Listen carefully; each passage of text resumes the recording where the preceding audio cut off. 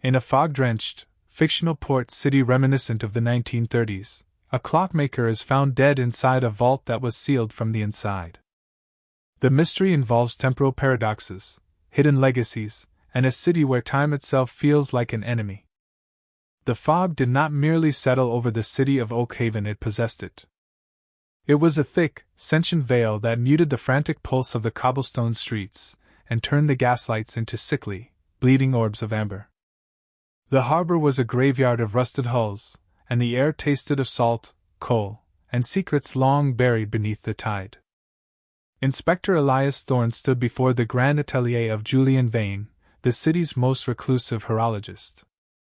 The heavy oak doors had been splintered, not by the crude force of a burglar's axe, but as if the wood had succumbed to a sudden, violent aging, decaying into dust in the span of a single heartbeat. Thorne stepped over the threshold, his leather boots crunching on the remnants of what had once been solid timber. Inside, the atelier was a sanctuary turned into a graveyard of gears. Thousands of clocks, grandfather, carriage, and pocket-sized, ticked in a dissonant, chaotic symphony. It was a rhythmic madness that clawed at the senses, an auditory manifestation of 1,000 different moments failing to align.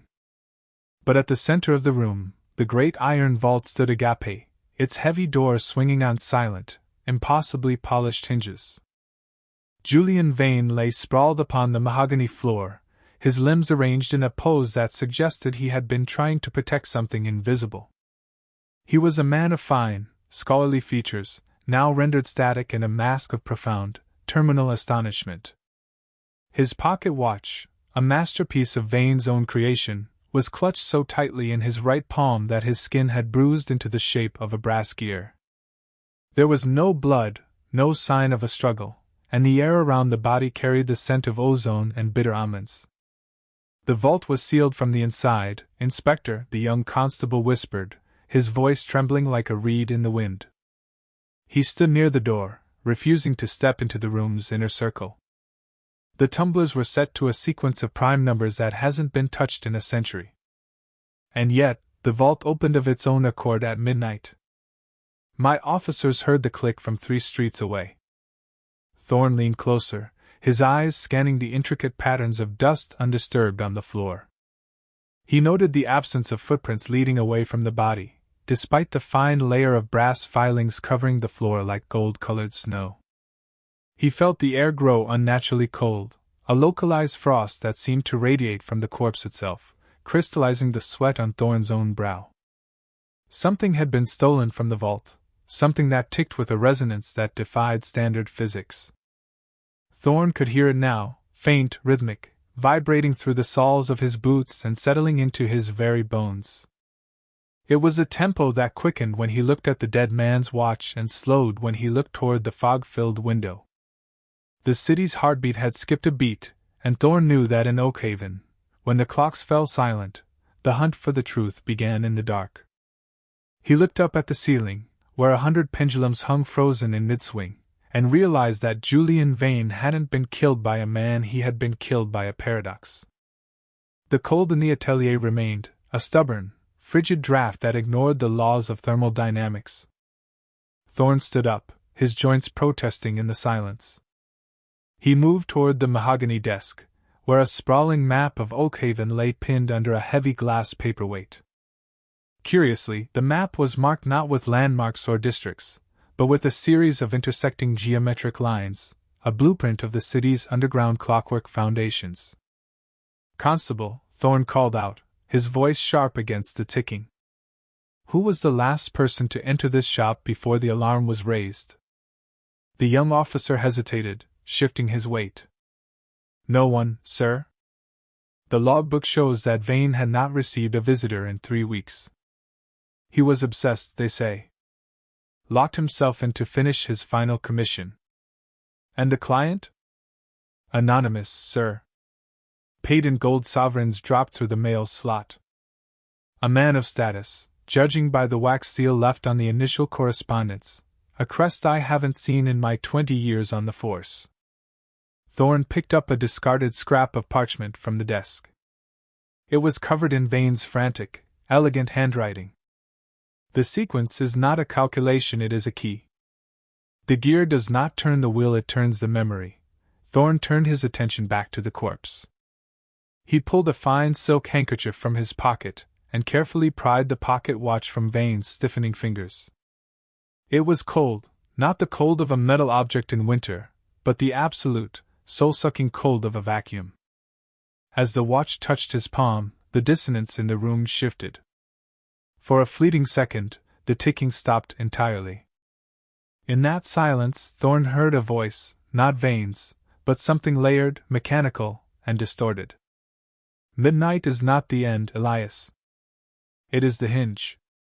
Thorn gasped and dropped the watch. It hit the floor with a dull thud, not of metal on wood, but of stone striking stone. The floorboards beneath it began to pulse, a faint, rhythmic glow emanating from the seams. He realized then that Vane hadn't been murdered to silence him. He had been murdered because he had succeeded. He had found a way to bridge the architecture of the city with the mechanics of time itself, and someone in the city's upper echelon was desperate to keep that door locked. The hunt had changed. This wasn't just a murder investigation, it was a race to recover a weapon that could rewrite the history of Oakhaven. Thorn stepped out of the atelier and into the embrace of the Oakhaven night. The fog was thicker now, a swirling, oppressive tide that swallowed the gaslight and muffled the distant, rhythmic clangor of the harbor cranes. He felt the weight of the pocket watch in his coat pocket. It was a leaden, pulsing presence that seemed to guide his steps toward the district of the ironworks, where the city's heart of industry beat with a cruel, relentless intensity. The streets were largely deserted, save for the occasional shadow that darted into an alleyway, sensing the arrival of the lull. Thorn kept his collar turned up against the biting damp, his hand resting on the grip of his sidearm. He was tracking the scent of ozone and the faint, almost imperceptible metallic humming that seemed to resonate with the watch in his pocket. It was a trail only a man who had stared into the abyss of human greed could follow. He reached the Gilded Spire, a private club frequented by the men who built the city's wealth on the backs of the desperate. The doorman, a man with a face like a slab of granite, moved to bar his way, but Thorn didn't break stride. He flashed the seal he had found in Vane's notes, the same crest he had seen on the mysterious correspondence. The doorman's eyes widened, the granite mask cracking just enough to reveal a flicker of genuine terror. He stepped aside, and Thorn entered the den of the elite. Inside, the air was thick with the scent of expensive tobacco and the murmur of hushed, treasonous conversations. Thorn scanned the room, his eyes lingering on a group gathered around a central table. They were men of power, bankers, engineers, politicians, all of them leaning in toward a figure whose face was obscured by the shadows of a wide-brimmed hat. He didn't approach them directly. Instead, he slipped into a corner booth, ordering a drink he had no intention of consuming. He watched the reflection in the polished glass of the bar. The figure in the shadows reached into a leather case and withdrew an item, a component that matched the brass filings Thorn had found on the floor of the atelier. It was a gear, but not one of gold or steel. It was crafted from a material that seemed to absorb the light around it. They were building something. The murder of Julian Vane wasn't the end of their plans, it was the catalyst. As the figure stood, the light caught the edge of his face. It was Marcus Vane, Julian's estranged brother, a man long rumored to be dead, lost to the depths of the very clockwork he now seemed to command. Thorn's blood ran cold. The hunt had moved from the shadows of the street to the very center of the city's influence, and he was outnumbered, outgunned, and dangerously close to the truth. The ironworks did not merely hum, it groaned under the weight of 1,000 pistons, a labyrinth of steam and soot that bordered the black waters of the harbor. Thorn navigated the gantries with the silence of a predator, his lungs burning from the sulphurous haze. He had followed Marcus Vane's trail through the back alleys, moving past the gargantuan furnaces that illuminated the fog and pulses of hellish crimson. He found the entrance to the lower sanctum, a blast door hidden behind a cascade of high-pressure steam. Inside, the architecture was impossible. The facility was designed like the interior of an enormous, pulsating machine. Brass pipes snaked across the walls like veins, and the floor was a network of interlocking, rotating platforms. In the center, suspended in a magnetic cradle, was the device. A massive, light-absorbing construct that mirrored the gear Thorn had seen in the club. Marcus Vane stood on a dais, his hands dancing across a console of ivory keys. He was not merely operating the machine, he was synchronizing himself with it. Thorn realized with a jolt of horror that Marcus was using the device to harvest the kinetic energy of the city. Every heartbeat, every ticking clock, every footfall on the cobblestones was being siphoned into this singular point of reality. "You're too late, Elias," Marcus called out, his voice reverberating through the metal chamber as if spoken by the building itself. Julian wanted to stop the clock. "I want to control the pace of the world. Imagine a city where the elite can stretch a single moment of triumph into an eternity, while the rest are left to rot in the seconds between." Thorn leveled his pistol, but the air around him became viscous, like walking through deep water. The device emitted a low-frequency hum that turned the very atmosphere into a weapon. As he forced himself forward, Thorn saw the past and future flickering on the walls, a kaleidoscope of Oakhaven's history and its inevitable collapse. He understood now the secret of the murder. Julian hadn't been killed by a machine, but by his own refusal to be a cog in his brother's grand design. Just as Thorn prepared to fire, the rotating platforms beneath him shifted.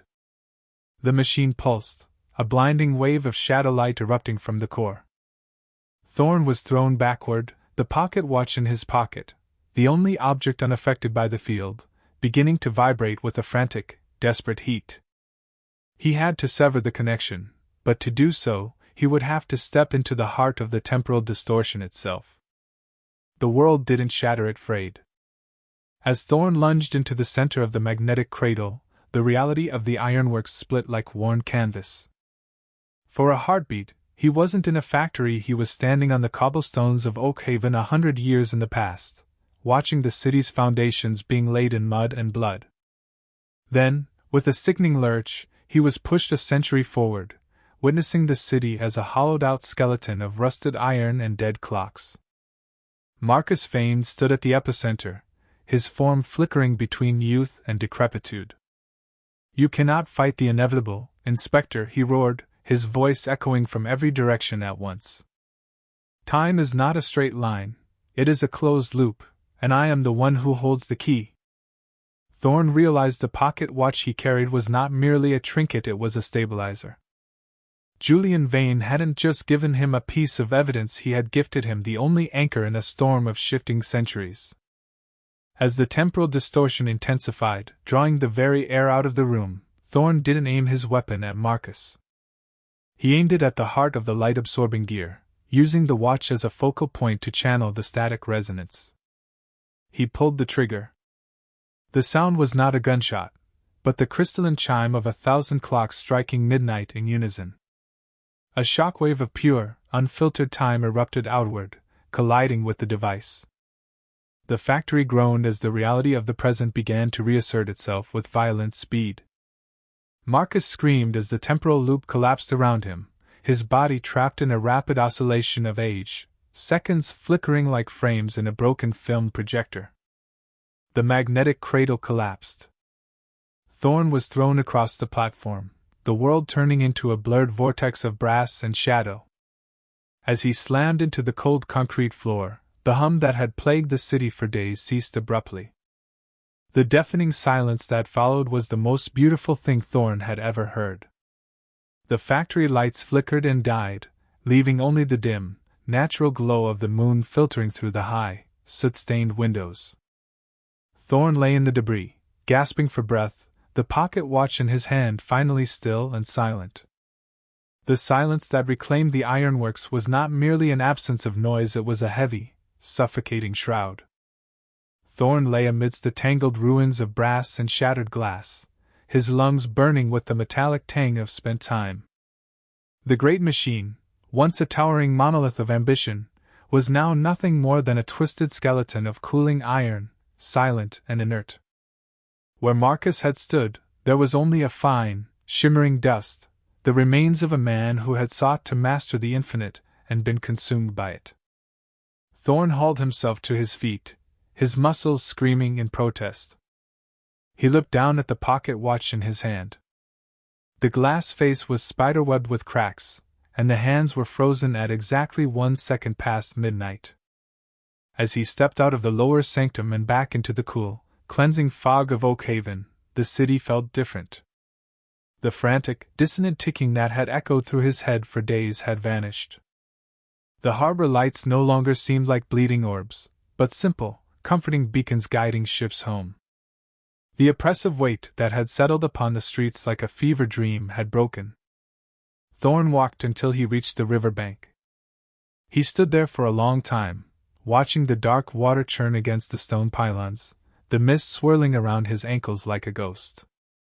He thought of Julian Vane, a man who had realized the danger too late, and of the secret that would now remain buried in the dust of the factory. He would file his report, of course, a version of the truth involving an industrial accident and a tragic structural failure. The city of Oakhaven would continue to breathe, to age, and to fade in its own natural time, safe from those who would hoard its moments. He raised his hand and cast the broken watch into the depths. It sank without a splash, swallowed by the river's timeless current. Thorn turned his back on the water and walked toward the rising sun. He was weary, his coat tattered and his spirit bruised, but for the first time in his life, the seconds ticked by with a gentle, rhythmic grace. The case was buried, the paradox resolved, and the inspector finally had the one thing he had been hunting for all along. A moment of his own.